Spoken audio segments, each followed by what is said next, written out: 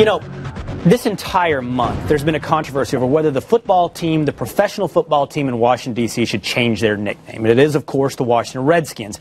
And earlier this week, owner of the Redskins, Daniel Snyder, said, no, they're not going to be changing their name. It is a controversy where much of the debate, I feel like, has been fairly simple. On one side of the debate, you have essentially the argument of, come on, it's tradition. We've had the name for a long time. And on the other side, the argument has been clearly it's racist. If you apply this to any other ethnic group, try it out. Blackskins, brownskins. It's clearly offensive. Why is it not here? It's even solicited the response of the President of the United States, who had this to say: I don't know whether our attachment to a particular name should override the real legitimate concerns that people have about these things. I don't want to detract from the wonderful Redskins fans that are here. They love their team, and rightly so. It is something that Bob Costas last week on Sunday night addressed during halftime of a game. Listen. Redskins can't possibly honor a heritage or a noble character trait, nor can it possibly be considered a neutral term. It's an insult, a slur, no matter how benign the present day intent. So declarative, so full of conclusion. It is an insult, it is a slur, but here's the question I want to present to us tonight. If a term, no matter how on its face it may seem to be, is offensive, is it offensive if the intended group is not offended? If there is no victim to a crime, was there a crime? And what defines offensive? What defines a victim? Well, here are a couple polls to help us lead us down the path. This is a poll from the Oneida Nation, Indian Nation, who asked Washington area residents, do you find this term offensive? Is it offensive, or should it be to American Indians, actually? And you can see there that 59% believe American Indians have a right to be offended. 73% says a name change would not change their support in the team. However, what seems important is how American Indians feel about this term. Is it offensive? And there's a poll, it does date back to 2004, but it's a poll from the Annenberg Public Policy Center that says 90% of American Indians find the name acceptable. Only 10% find it unacceptable. So my question is this: when is something offensive? How many people must be offended? It surely cannot be that if one man is offended, we must do something about it, because you can find one man for anything, one person offended by anything. But what is it? Is it 51%? Is it 30%? Is it over 10% if this Annenberg poll shows that 10% find it unacceptable? I don't know. But I think it's an interesting question. I'd love to bring in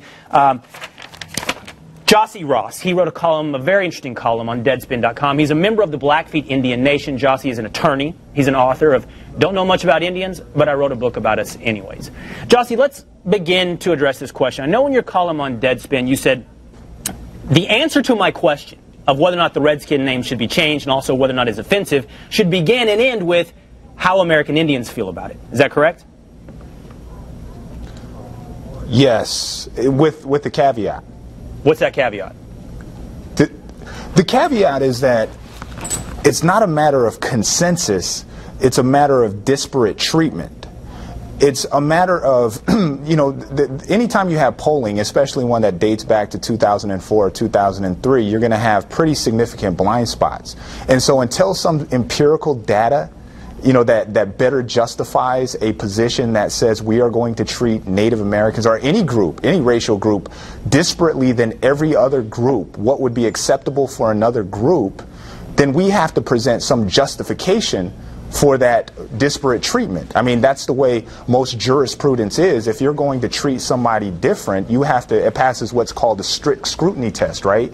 You have to show me a reason why this disparate treatment is acceptable. Now, I know you're a lawyer, and that's a legal analysis. What you're talking about, the concept of disparate treatment and even invoking strict scrutiny, is a legal analysis. But I'm actually asking a question beyond the legal analysis. And of course, I know what you mean by disparate treatment. You're talking about no one would consider this name if it were Blackskins. No one would consider it for any other ethnic group. I get it, all right? But what I'm curious about is, where is the line on offense, right? You brought up the concept of consensus. I think we can agree, can we not, that it surely isn't if anyone is offended.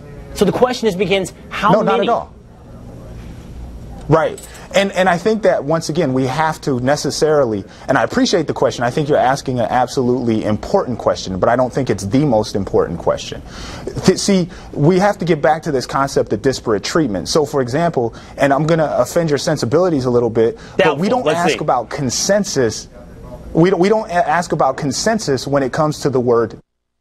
And the reason why is because we understand that that's African American people's word. No matter how many rap songs or movies or Samuel L. Jackson, speeches have just absolute movies or Samuel L. Jackson, speeches have just absolutely inundated within the rap song or the movie or the Samuel L. Jackson speech. We don't say, look, there are black people who are not offended by this word, therefore we have license to use it. That's an internal discussion amongst black folks. I totally get. Black folks have had this internal discussion. Yeah, I totally get what you're saying, right? They have turned a phrase of insult into one that they get to dictate whether or not it can or cannot be used, basically taking ownership of the name. But again, I can't, absolutely, Gyasi, I cannot escape the question that I'm asking you, and that is, But when does public consensus reach its threshold? And I read your column. I encourage readers to go to deadspin.com and read your column, because even in your column you talk about the fact that your son, watching a game between the Redskins and the Eagles, when you were rooting for the Eagles, instinctually rooted for the Redskins, right? And many Indians take pride in the term. So the point is, many are not offended. Some are.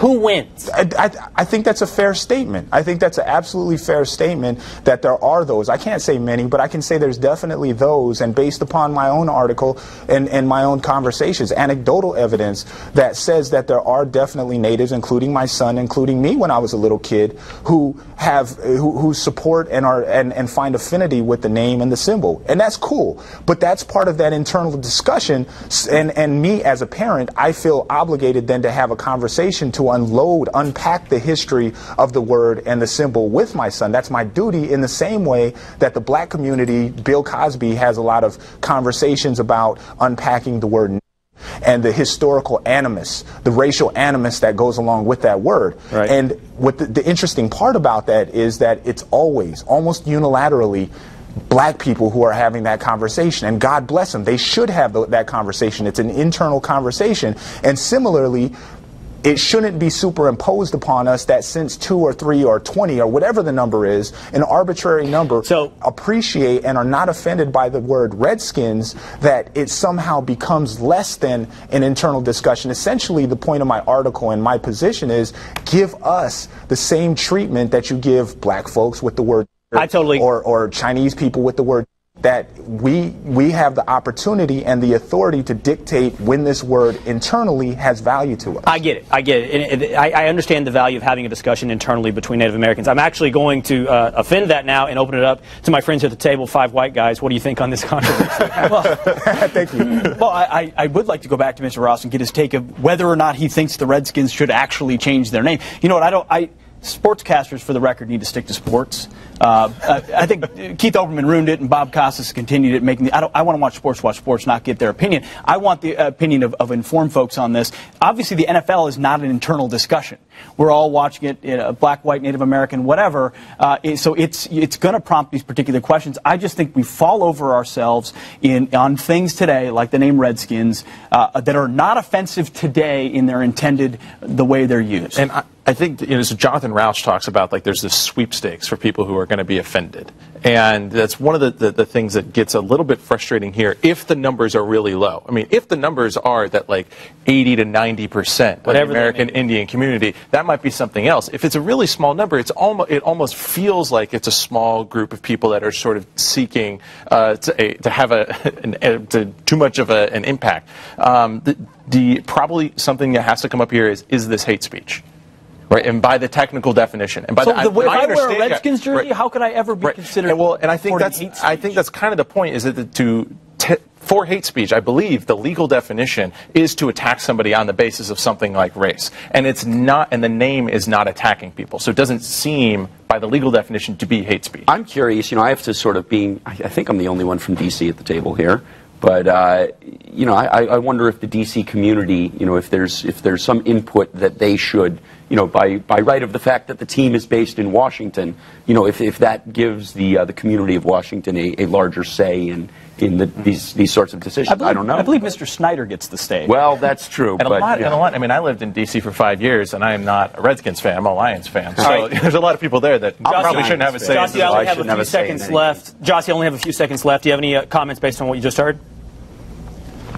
Yeah, I do, absolutely. And I appreciate the person who mentioned that, perhaps this small group of people who are feeling offended on behalf of all natives is controlling the discussion. I submit to you that it was a small amount of black academics and legal types, primarily NAACP members, who led the charge in integration and also who led the charge to, in common conversation, stop using the N-word, word as a form of insult. And so usually these are led by people who are on the front side of bringing a conversation that can afford to have that conversation. Right. And so I don't think this is any different. So, common decency says, I get it. I get what you're saying. It doesn't discount it. That fact doesn't alone discount the effort.